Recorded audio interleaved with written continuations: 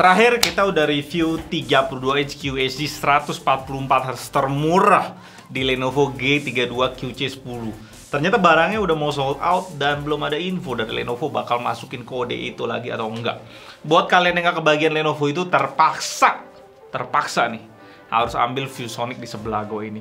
VX3268 2KPC MHD.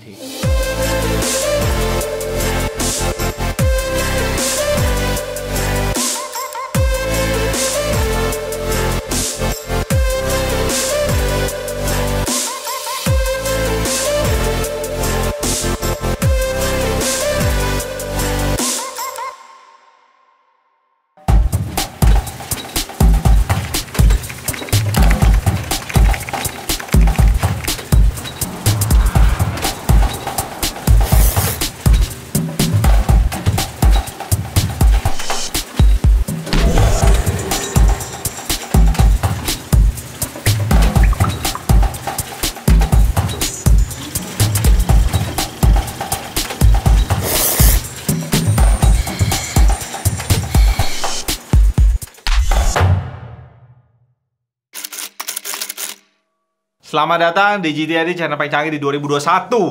Untuk penamaan si ViewSonic nomor 1 belibetnya, VX3268 2KPC MHD.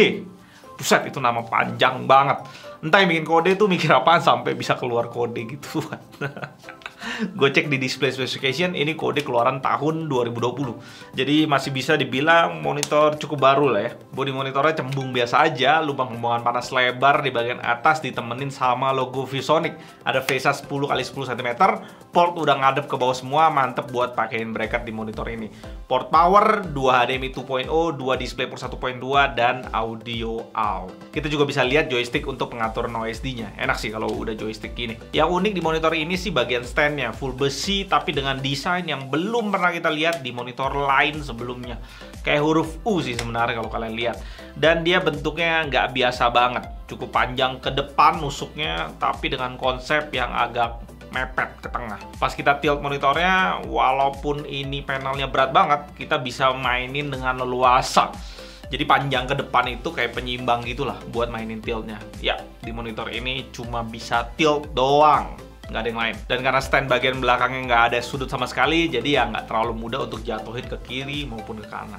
Spek lengkap yang diklaim ViewSonic di website resminya, 32 inch MVA panel. Salah satu tipe panel VA juga, tapi hampir sama, nggak ada beda gimana. Curve 1500R, QHD resolution dengan refresh rate maksimum 144Hz. Lu bisa gunain port manapun di monitor ini, maupun HDMI atau DisplayPort bisa capai QHD 144Hz. Tapi untuk gunain G-Sync compatible-nya kalian harus gunain DisplayPort di monitor ini. FreeSync di monitor ini FreeSync Premium. Brightness 250 nits dengan kontras 3000/1. Panel bitmap-nya cuma 6 bits plus FRC, ya standar banget ini.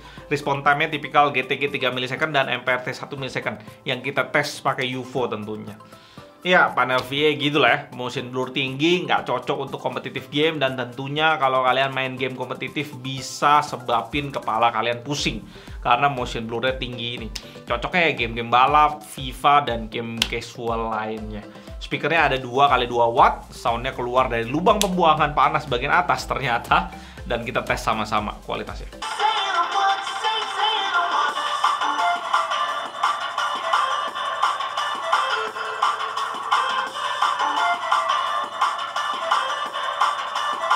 Kalau didengerin tuh kualitasnya bagus, jernih, dan kenceng juga. Cocok sih memang untuk 32 inch kayak gini, supaya bisa dimultifungsikan monitor ini jadiin TV kalau lo mau. Dan kita sekarang masuk ke pengetesan data color, bagian paling penting dari sebuah monitor, panelnya.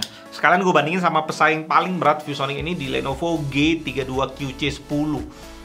ViewSonic membantai Lenovo sih di sisi color gamut. ViewSonic dapetin 100% sRGB, 87% Adobe RGB, 94% DCI-P3, dan 84% NTSC. Brightness-nya juga ViewSonic menang, max-nya sampai 340,1 nits, 3180/1 untuk kontras, dan white point-nya bagus di 6900 Kelvin. Hampir 6500 Kelvin ya, itu bagus. Color uniformity juga bagusan ViewSonic, walaupun sebenarnya kualitas kayak gini agak kurang akurat ya. Di 4 titik sampai 5 titik itu agak gelap. Di bagian kiri atas monitor udah 4 delta E ke atas. Di sisi luminance uniformity juga lumayan bagus. Di ViewSonic ada 3 titik aja yang udah 10% ke atas gelapnya. Nah ini yang paling penting. Color akurasinya benar-benar ViewSonic membantai Lenovo dengan max cuma 1,94 delta E dengan average 1,11. Udah kayak dikalibrasi banget di sini. Setelah kita kalibrasi, kita coba kalibrasi, max-nya naik ke 1,98 dan average-nya turun ke 0,82 delta E. Nggak perlu-perlu banget sih untuk dikalibrasi sebenarnya. Overall rating yang dikasih data color ke kedua monitor ini sebelum dikalibrasi sama-sama 4 poin, tapi kita bisa lihat per divisinya ViewSonic memang lebih tinggi. Ya, kita pengetesan bleeding seperti biasa. Gue show video hitam di sini. Kalian lihat mouse gue jalan ya. Ya. Mouse gue jalan. Nah. Kita tungguin mati dulu. Mati. Nah, hilang. Kalian bisa lihat bleeding di mana-mana ya. Curve seperti biasa, 4 biji itu di bawah. Sini ada kayak glow sedikit, di kanan atas ada bleeding juga. Ya, ini kondisinya monitor curve biasanya memang begitu. Apalagi ini gede banget 32 inch. Tapi ini nggak menjamin kalian dapat bleeding atau enggak. Mungkin bisa lebih parah, mungkin bisa hoki. Ini udah kayak gacha undian aja sih. Tapi selama nggak mengganggu, ya udahlah ya. Dan setahu gue ini nggak bisa diklaim garansi. Ya.